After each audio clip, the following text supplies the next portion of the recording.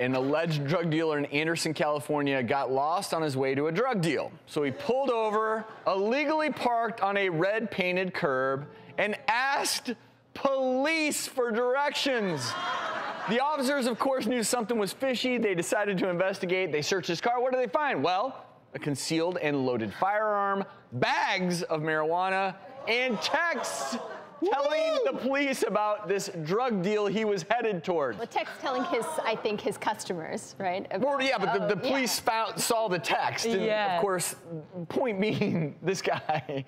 Well, and we know that while under intoxication, also for days afterwards, people who use marijuana will have decreased monitoring of their own behaviors and also decreased awareness of their errors. So he clearly did not see that this was a huge mistake. I mean, this is like a Cheech and Chong episode. You're assuming he was, maybe he was just lost. Not, Oh, he's lost. He looked out. I think in terms of the brain, and Judy, you can certainly give me more of the science. My understanding is that this chronic cannabis and drug use really affects the hippocampus, which is where we lay down memory, but also judgment. Yes. So that with longer term use, you see a decrease in that activity, especially they've done many elegant studies in animals that show that over lifetimes, if you keep exposing someone to THC, for example, they decrease in terms of their hippocampal function. They have this guy looks like his hippocampus is I would like to just use this moment to talk about cannabis, which has been legalized in many states.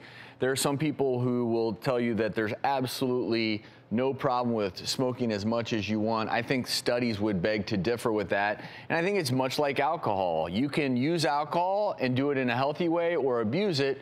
I think cannabis is the same thing here, and I think that we're figuring out where that line is. But I do have a problem when people say, oh, use as much cannabis as you want, no problems. The truth is, it can lead to problems just like the overuse of any substance out there.